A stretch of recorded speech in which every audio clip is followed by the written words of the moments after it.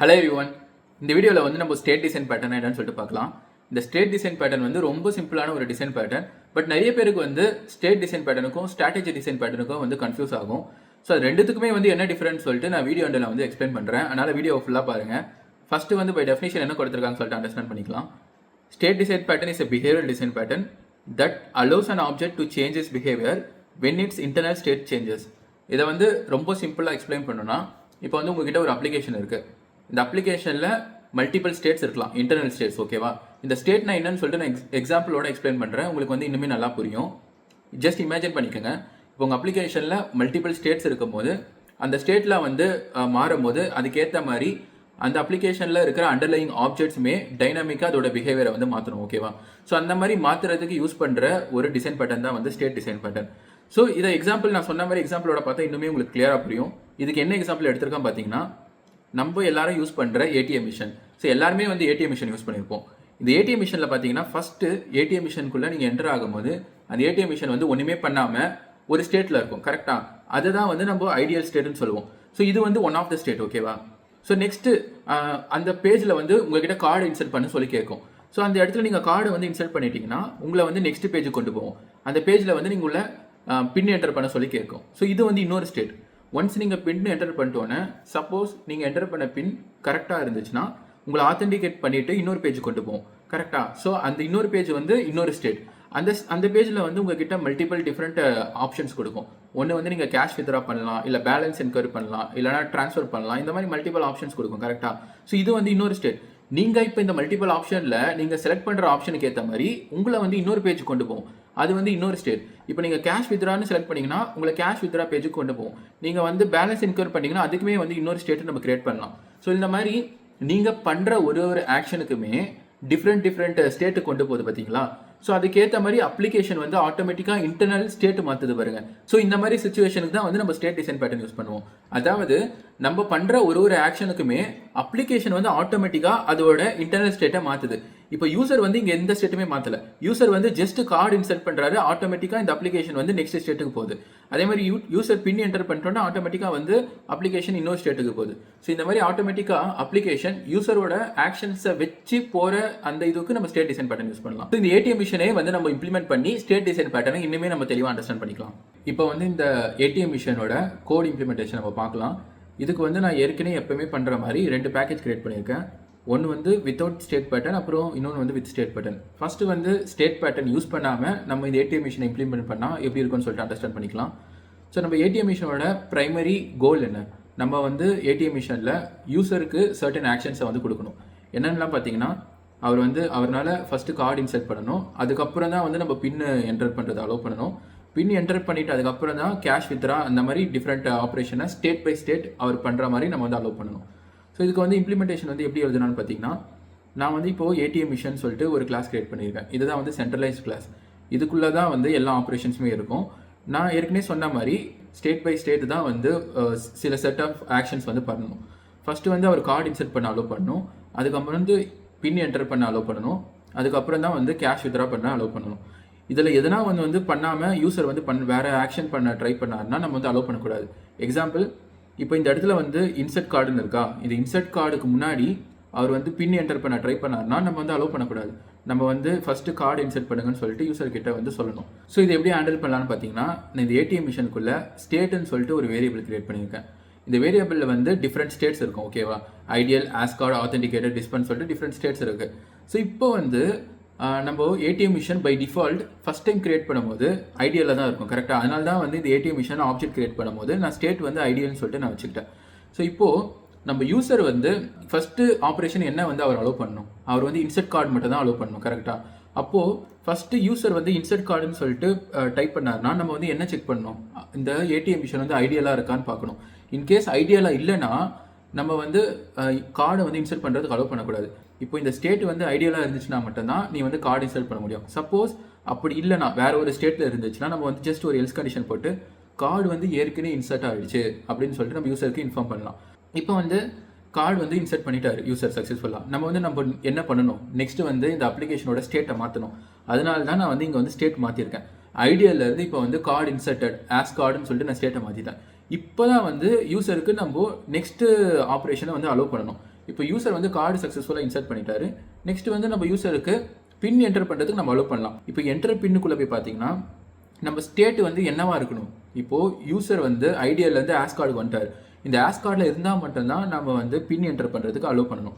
In case வந்து வேறு எந்த ஒரு ஸ்டேட்டில் இருந்தாலுமே அதுக்கேற்ற மாதிரி நம்ம வந்து யூசர்கிட்ட இன்ஃபார்ம் பண்ணணும். இப்போ ஐடியலாக இருந்துச்சுன்னா நம்ம வந்து பின் என்டர் பண்ண அலோவ் பண்ணக்கூடாது. அதனால் யூசர்கிட்ட ஃபஸ்ட்டு கார்டு இன்சர்ட் பண்ணுங்கன்னு சொல்லிட்டு நம்ம டிஸ்பிளே பண்ணணும்.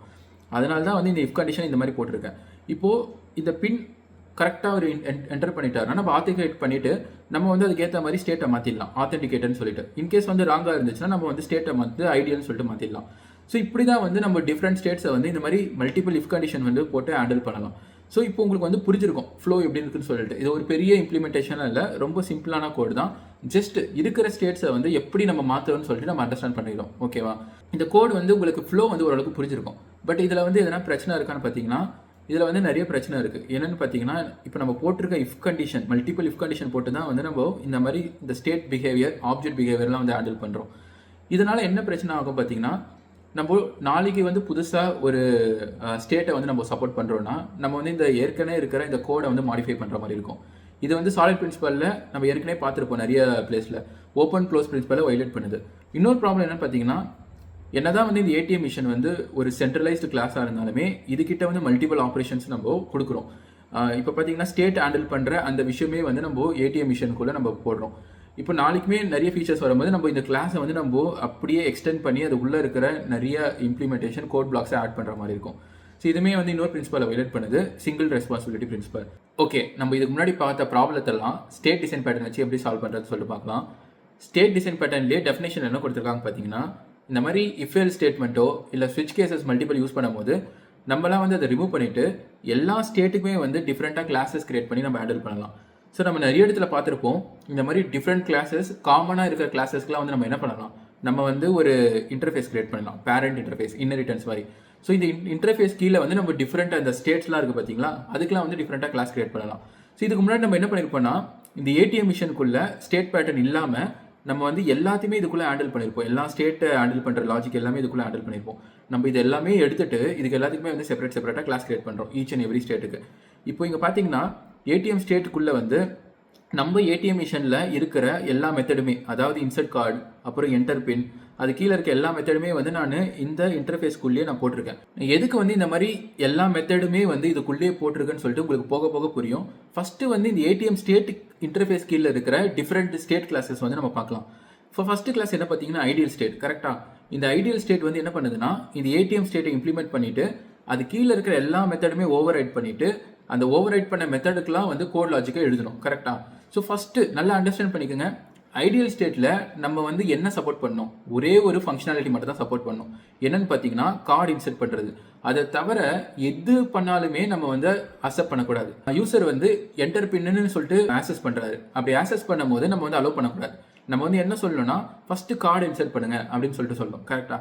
அதே மாதிரி தான் இப்போ வித்ரா பண்ண ட்ரை பண்ணாருன்னா ஐடியல் ஸ்டேட்டில் அதுவுமே நம்ம அலோவ் பண்ணக்கூடாது. ஃபஸ்ட்டு கார்டு இன்சர்ட் பண்ணுங்கன்னு சொல்லிட்டு எல்லா இதுக்கும் பார்த்தீங்கன்னா மெத்தடுக்குமே நான் வந்து அதுக்கேற்ற அந்த இன்ஃபர்மேஷனை வந்து நான் டிஸ்பிளே பண்ணியிருப்பேன். அப்போது இந்த ஐடியல் ஸ்டேட்டில் ஜஸ்ட் இன்சர்ட் பண்ணுற அந்த ஒரு ஃபங்க்ஷனாலிட்டி மட்டும் தான் நம்ம சப்போர்ட் பண்ணோம். ஸோ சப்போஸ் இன்சர்ட் கார்டுன்னு சொல்லிட்டு ஐடியல் ஸ்டேட்டில் வந்து நம்ம கால் பண்ணாங்கன்னா அப்போ நம்ம கண்டிப்பாக அதை வந்து நம்ம அக்செப்ட் பண்ணிவிட்டு கார்டு இன்சர்ட்டட் சக்ஸஸ்ஃபுல்லின்னு சொல்லிட்டு நெக்ஸ்ட் ஸ்டேட்டுக்கு வந்து நம்மளோட அப்ளிகேஷனை நம்ம வந்து மாற்றணும். அப்போ இங்கே நான் என்ன பண்ணியிருப்பேன் பார்த்தீங்கன்னா ATM.setStateன்னு சொல்லிட்டு நெக்ஸ்ட் ஸ்டேட்டு அந்த ஆப்ஜெக்டை வந்து நீங்கள் பாஸ் பண்ணியிருப்பேன். இந்த செட் ஸ்டேட் பார்த்தீங்கன்னா ஏடிஎம் மிஷன் இந்த கிளாஸ்க்குள்ளே நான் வந்து ஒரு மெத்தடாக கிரியேட் பண்ணியிருக்கேன். இந்த செட் ஸ்டேட்டுக்குள்ளே என்னென்ன ஸ்டேட்லாம் வந்து கால் பண்ணுறாங்களோ அந்த ஸ்டேட்டை வந்து நம்ம அப்ளிகேஷனுக்கு செட் பண்ணி அப்ளிகேஷனோட பிஹேவியரை மாற்றும். ஸோ அதுதான் வந்து இந்த செட் ஸ்டேட் மெத்தடோட ஃபங்க்ஷனாலிட்டி. ஓகேவா? இப்போ வந்து உங்களுக்கு புரிஞ்சிடுச்சு. ஃபஸ்ட்டு வந்து ஐடியல் ஸ்டேட்டுக்குலேருந்து ஆஸ் கார்ட் ஸ்டேட்டுக்கு மாற்றியாச்சு. இப்போ ஆஸ் கார்ட் ஸ்டேட்டில் பார்த்தீங்கன்னா நல்லா அண்டர்ஸ்டாண்ட் பண்ணிக்கோங்க. இதுலையுமே வந்து நம்ம ஒரே ஒரு ஃபங்க்ஷனாலிட்டி மட்டும் தான் சப்போர்ட் பண்ணணும். என்னென்னு பார்த்தீங்கன்னா பின் என்டர் பண்ணுற அந்த விஷயம். அதை தவிர எது பண்ணாலுமே நம்ம வந்து அக்செப்ட் பண்ணக்கூடாது. ஃபார் எக்ஸாம்பிள் இப்போ ஆஸ் ஸ்டேட் ஐடியல் ஸ்டேட்லேருந்து ஆஸ் ஸ்டேட்டுக்கு வந்தாச்சு. ஆஸ் ஸ்டேட்லேருந்து இன்சர்ட் கார்டை ஆக்சஸ் பண்ண ட்ரை பண்ணாங்கன்னா நம்ம அலோவ் பண்ணக்கூடாது. அப்போ நம்ம என்ன பண்ணலாம், அதுக்கேற்ற மாதிரி கார்டு ஆல்ரெடி இன்சர்ட்னு சொல்லிட்டு நம்ம வந்து இன்ஃபர்மேஷனை டிஸ்பிளே பண்ணலாம். அதே மாதிரி தான் நம்ம வித்ரா பண்ணுறதுக்கும் அலோவ் பண்ணக்கூடாது. இந்த ஆஸ் கார்டு ஸ்டேட் கிளாஸ்க்குள்ளே என்டர் பின் அந்த ஃபங்க்ஷனாலிட்டி மட்டும் தான் ஒர்க் ஆகும். ஸோ இப்போ இந்த என்டர் பின்குள்ளே நம்ம அந்த பின்னு வந்து வேலிடாக இருந்துச்சுன்னா நம்ம வந்து ஆத்தென்டிகேட் பண்ணிவிட்டு நம்ம அதுக்கேற்ற மாதிரி அந்த செட் ஸ்டேட் அந்த ஃபங்க்ஷனை கால் பண்ணி நெக்ஸ்ட் ஸ்டேட்டை வந்து நம்ம செட் பண்ணி விட்டுலாம் நம்ம அப்ளிகேஷனுக்கு. இங்கே பார்த்தீங்கன்னா நெக்ஸ்ட் என்ன ஸ்டேட் பார்த்தீங்கன்னா ஆத்தென்டிகேட் பண்ணுற அந்த ஸ்டேட்.